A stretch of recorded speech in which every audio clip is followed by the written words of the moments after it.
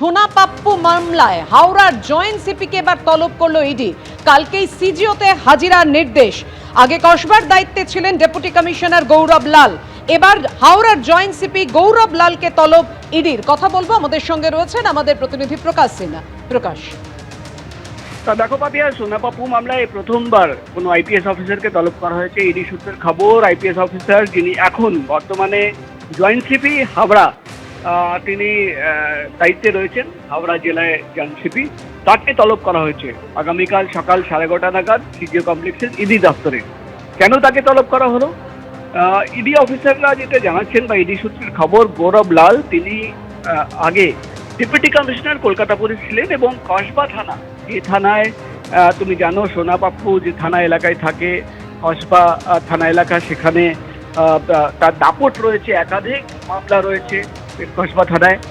সেই এলাকার দায়িত্বে ছিলেন গৌরব লাল, আইপিএস অফিসার। তার কাছ থেকে মূলত ইডি আধিকারিকরা জানতে চান যে তিনি যখন দায়িত্বে ছিলেন তিনি কি কি ব্যবস্থা নিয়েছেন, কি ধরনের অভিযোগ জমা পড়েছিল, এফআইআর কটা হয়েছিল, এই যাবতীয় তথ্য তার কাছ থেকে জানতে চান ইডি গোয়েন্দারা। এবং তোমার মনে থাকবে পাপিয়া, যেদিন সোনা পাপ্পু মামলায় একাধিক জায়গায় 12টি জায়গায় তল্লাশি অভিযান চলেছিল, জয় কামদার বলে একজন ব্যক্তি, ব্যবসায়ী, সান কনস্ট্রাকশন মালিক, তার বাড়ি থেকে 1.5 কোটি টাকা পাওয়া গেছিল এবং সেই সূত্র ধরেই কিন্তু সোনা পাপ্পু এবং জয় কামদারের বাড়িতে তল্লাশি অভিযান।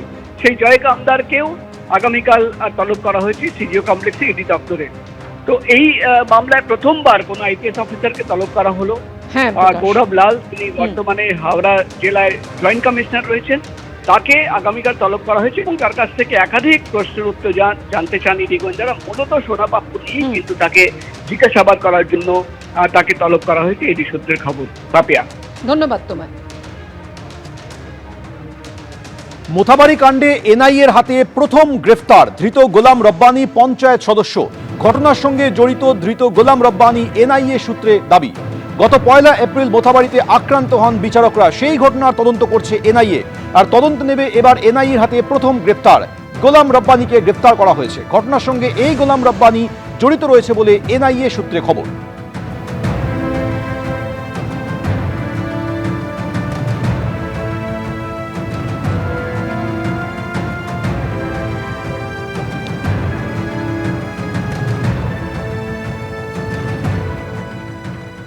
পশ্চিমবঙ্গে যোগীর সভায় দেখা গেল বুলডোজার এবং তাই নিয়ে প্রশ্ন তুলছে তৃণমূল। কাঁথি সোনামুখীতে যোগীর সভায় বুলডোজার। পশ্চিমবঙ্গে তোষণ, সন্ত্রাস ও মাফিয়া রাজের বাড়বাড়ন্ত।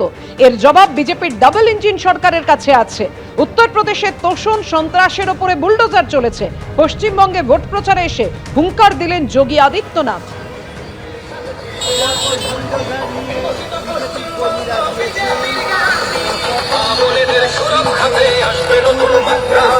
उत्तर प्रदेश का बुलडोजर उसको ठीक ढंग से जवाब दे देगा। यूपी का बुलडोजर केवल वह सड़क ही नहीं बनाता है, माफिया का भी इलाज करता है। और ये बुलडोजर वहीं चल सकता है जहां डबल इंजन की स्पीड हो। डबल इंजन की स्पीड हो, वहीं पर ये चल सकता है और उसी में चलाने की सामर्थ्य भी होगी। যোগী তো উত্তরপ্রদেশে গুন্ডারাজ চলছে, যোগীর রাজত্বে সবচেয়ে বেশি মহিলাদের ধর্ষিতা হচ্ছে।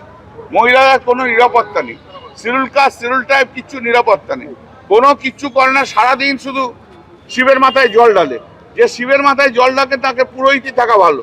এই যে 2026-এ 4 মে যখন রেজাল্ট বেরোবে, 230 থেকে 240টা হবে, তখন যে ঘন্টাটা বাজবে না, সেই ঘন্টাই দেবে 2029-এ নরেন্দ্র মোদীর ঘন্টা বাজিয়ে দিয়েছে। এবিপি আনন্দ, এগিয়ে থাকে, এগিয়ে রাখে।